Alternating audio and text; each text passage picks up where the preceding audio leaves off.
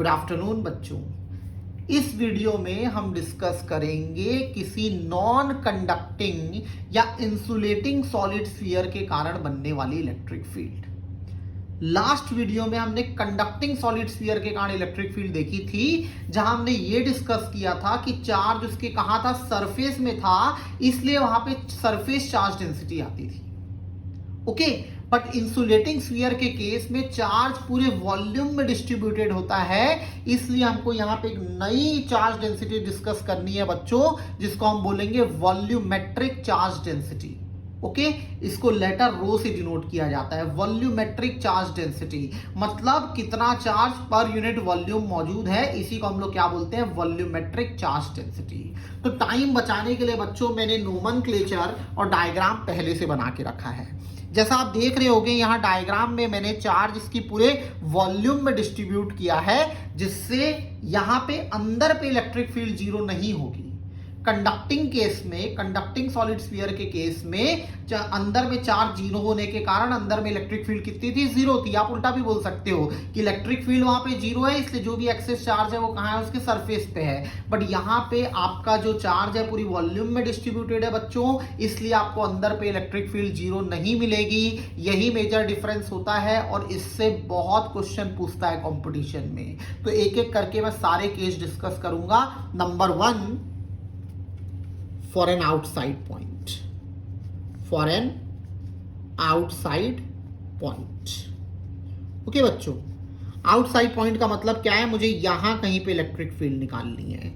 तो सेंटर से इसका डिस्टेंस एज ऑब्वियस हम फिर से x लेंगे। ओके, मैं आपको पहले ही बता चुका हूं मेरे प्यारे बच्चों कि किसी भी सॉलिड स्फीयर के कारण जो इलेक्ट्रिक फील्ड बनती है वो रेडियल पैटर्न में बनती है। तो यहां पे भी इलेक्ट्रिक फील्ड कैसी आएगी, तो ऐसी आएगी। अब यदि मुझे इलेक्ट्रिक फील्ड की वैल्यू कैलकुलेट करनी है बच्चों, तो चार्ज को क्या करना पड़ेगा, एनक्लोज करना पड़ेगा। ओके, और हम जो बॉडी से चार्ज को क्या करते हैं, एनक्लोज करते हैं, मतलब जो गॉसियन सरफेस एज्यूम करते हैं वो हमेशा ऐसा एज्यूम करते हैं कि एंगल 0 बने या एंगल क्या बने, 90 बने। तो जैसा कि पिछले वीडियो में भी हमने डिस्कस किया था कि यदि मैं यहाँ पे एक स्फेरिकल गॉसियन सरफेस एज्यूम करूं, ओके, तो मेरी चीजें क्या हो जाती है, बहुत आसान हो जाती हैं। तो मैं यहां पे फिर से क्या एज्यूम कर रहा हूं बच्चों, एक स्फेरिकल गॉसियन सरफेस। ओके, मैंने पूरा स्फीयर नहीं बनाया है। नाउ यदि मैं यहां पे एक छोटा सा सरफेस एरिया एज्यूम करूं, ds, ओके, तो यहां पे पॉजिटिव नॉर्मल इस डायरेक्शन में बनेगा बच्चों। ओके, इलेक्ट्रिक फील्ड और पॉजिटिव नॉर्मल दोनों का डायरेक्शन सेम होने के कारण एंगल यहां पे कितना आएगा, तो 0 आएगा। ये हर जगह सेम है, मतलब यहाँ पे यदि मैं एक छोटा सा सरफेस एरिया एज्यूम करूँ ds, तो इलेक्ट्रिक फील्ड रेडियल होने के कारण यहाँ पे ऐसी जाएगी, पॉजिटिव नॉर्मल भी ऐसा ही जाएगा, तो अगेन एंगल कितना बनेगा, 0 बनेगा। ओके, बाय सिमेट्री यदि मैं इलेक्ट्रिक फील्ड की वैल्यू यहाँ पे E एज्यूम करूँ, तो यहाँ पे भी कितनी आएगी, E आएगी, बल्कि इस पूरे सरफेस में कितनी आएगी, E आएगी। तो भैया गॉस थ्योरम क्या बोलता है कि flux associated with a closed body it is Q in upon epsilon not, जिसको निकालने का एक और तरीका होता है ये वाला। ओके, अच्छा, अब क्यू इन का मतलब क्या होता है, क्यू इन का मतलब क्या होता है, क्यू इन का मतलब होता है कितना चार्ज गॉसियन सरफेस के अंदर है। ओके, तो देखो ये स्फीयर, ये यदि मैं इसको पूरा बनाऊं तो ये पूरा स्फीयर इसके अंदर है। तो यदि ये पूरा स्फीयर इसके अंदर है तो पूरा चार्ज भी क्या होगा, इसके अंदर ही होगा। ओके, अब मैंने पहले ही लिख दिया है क्यू क्या है, टोटल चार्ज ऑन स्फीयर, और टोटल चार्ज ही यहाँ पे कहाँ पे है, अंदर पे है। ओके बच्चों, तो क्यू इन की जगह क्या आ जाएगा, Q upon epsilon not is equals to, now E और पॉजिटिव नॉर्मल के बीच का एंगल कितना बनता है, 0 बनता है। तो ये क्या बचेगा, ईडीएस cos 0, cos 0 कितना होता है, 1। तो ये हो गया Q upon epsilon not is equals to E. यहाँ पे हर पॉइंट पे ई की वैल्यू क्या है, सेम है। तो ई इंटीग्रेशन से बाहर आ जाएगा, बचेगा ये। इसका मतलब होता है एडिशन। जब छोटे छोटे सरफेस एरिया को मैं पूरा जोड़ दूंगा तो मुझे बड़ा सरफेस एरिया मिलेगा, जो किसके बराबर है, तो 4 पाई एक्स स्क्वायर के। ओके, तो यहां से ई आउटसाइड कितना आ जाएगा बच्चों, तो it will be E upon 4 pi epsilon not into x square with the unit newtons per coulomb, Q upon 4 pi epsilon not x square. तो ये आउटसाइड, ये वाला फॉर्म और कंडक्टिंग के लिए जो हमने फॉर्म बनाया था वो दोनों क्या है, सेम है। ओके, बट मजा आता है जब इसका ऑल्टरनेट फॉर्म बनाओ। क्या बनाओ, ऑल्टरनेट फॉर्म बनाओ। तो मेरे प्यारे बच्चों, इसका ऑल्टरनेट फॉर्म डिस्कस करते हैं, alternate form.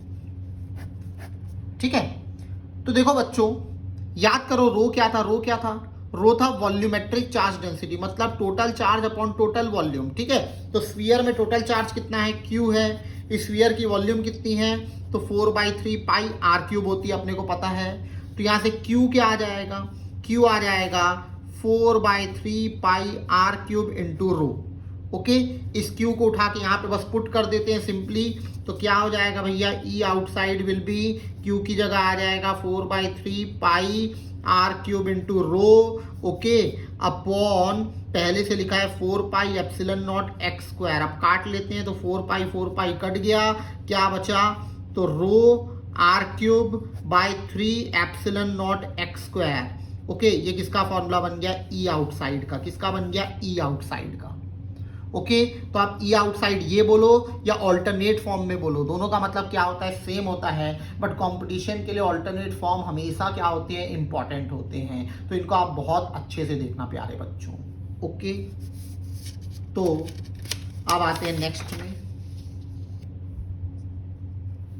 At surface, at surface.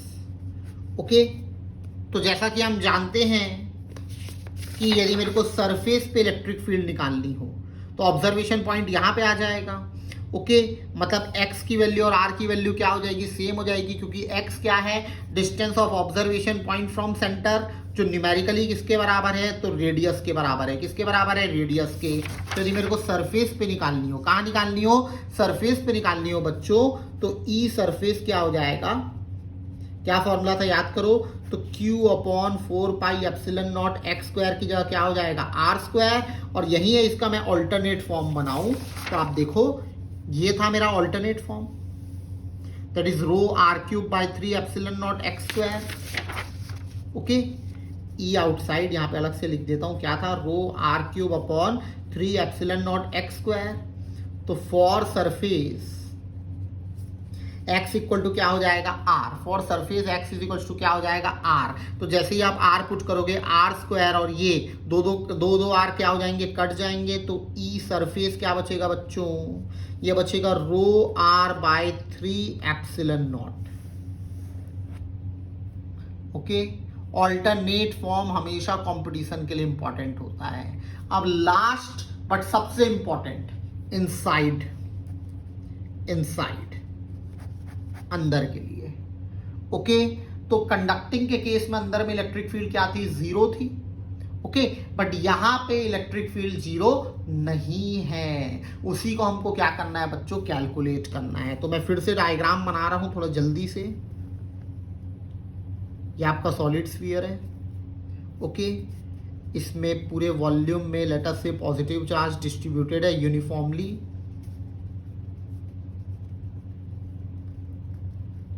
अब मुझे इस पॉइंट पे क्या निकालनी है, इलेक्ट्रिक फील्ड निकालनी है। ये इसका सेंटर है, मुझे इस पॉइंट पे इलेक्ट्रिक फील्ड निकालनी है।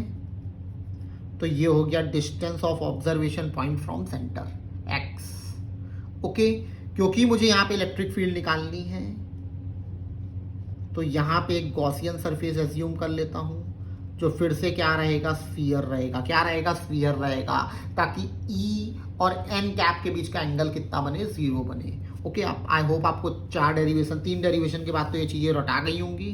तो अब आगे बढ़ते हैं। ओके, गॉस थ्योरम क्या बोलता है कि यदि मेरे को इससे एसोसिएटेड क्या निकालना है, फ्लक्स निकालना है। ओके, तो इसका फॉर्मूला क्या होता है, एक तो ये होता है,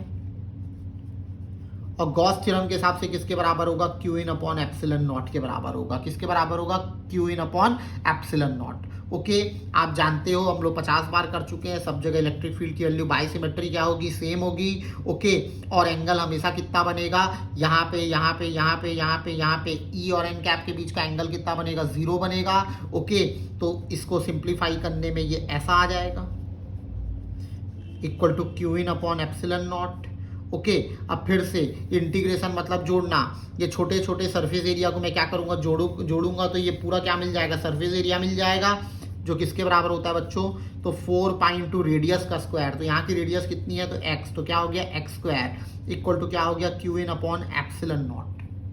ठीक, अच्छा, क्यू इन का मतलब क्या होता है, क्यू इन का मतलब क्या होता है, क्यू इन का मतलब होता है बच्चों अंदर का चार्ज, क्यू इन का मतलब क्या होता है, अंदर का चार्ज, तो मुझे अंदर का चार्ज चाहिए। ओके, ध्यान से देखना, मैं डायग्राम में थोड़ा सा गोदागादी कर रहा हूं, मुझे इतना चार्ज चाहिए, तो फिर से वही गेम खेलेंगे। 1 रुपए में यदि एक चॉकलेट आती है, 1 रुपए में यदि एक चॉकलेट आती है, तो 10 रुपए में कितनी आएगी, तो 10 चॉकलेट आएगी। यदि पर यूनिट वॉल्यूम में रो का चार्ज है, यदि पर यूनिट वॉल्यूम में रो का चार्ज है, तो इतनी वॉल्यूम में कितना होगा, रो इंटू ये वॉल्यूम। ओके, तो क्यू इन कितना हो जाएगा, यहाँ पे पर यूनिट वॉल्यूम में रो का चार्ज है और ये वाली वॉल्यूम कितनी होगी, तो 4/3 पाई इंटू यहाँ का रेडियस x है, तो क्या हो गया x क्यूब। ठीक है, तो यहाँ से e कितना बचेगा बच्चों, ये e, एक minute, e into 4 pi x square है। Okay, is equals to Q इन की जगह आ जाएगा रो और 4/3 पाई एक्स क्यूब, और पहले से नीचे में क्या है, एप्सिलॉन नॉट है।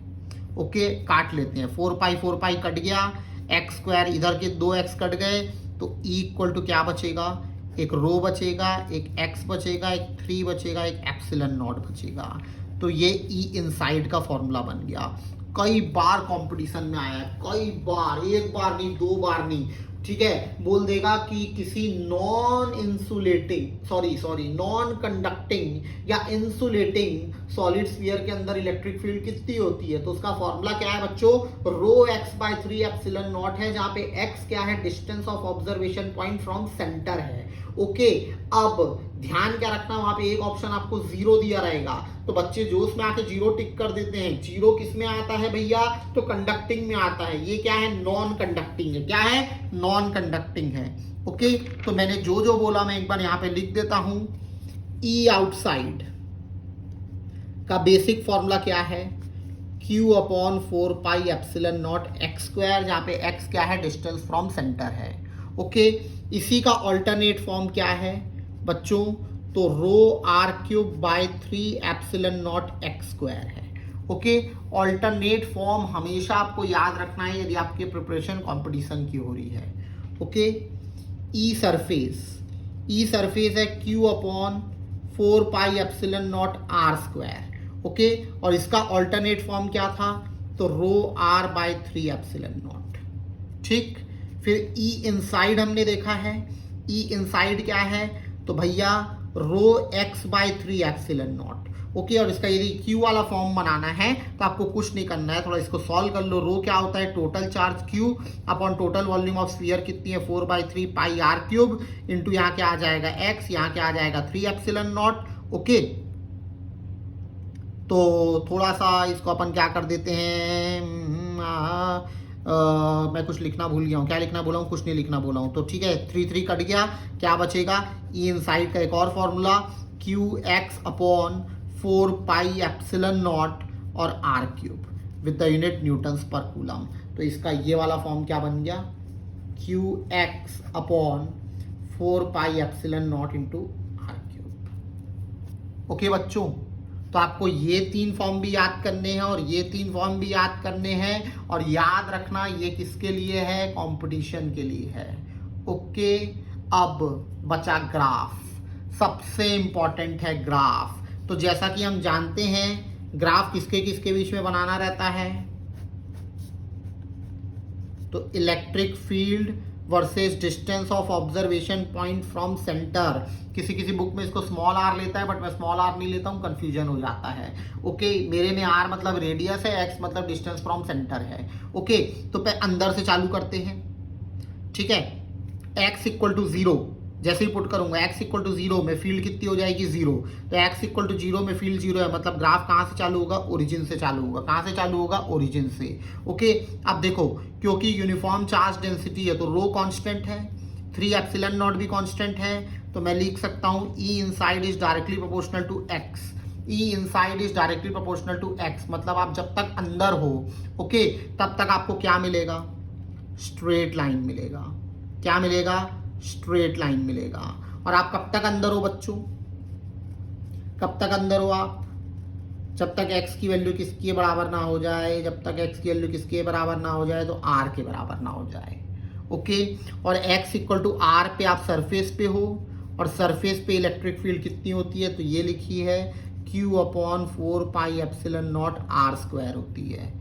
ओके, अच्छा आउटसाइड में देखो, आउटसाइड में x बढ़ेगा तो फील्ड कम होगी, x बढ़ेगा तो फील्ड कम होगी। ओके बच्चों, तो नॉन कंडक्टिंग सॉलिड स्फीयर, ठीक है, इंसुलेटिंग सॉलिड स्फीयर, ये आपके कंपटीशन के लिए बहुत इंपॉर्टेंट है। तो मिलते हैं नेक्स्ट वीडियो में। Thank you and have a wonderful day. Tata.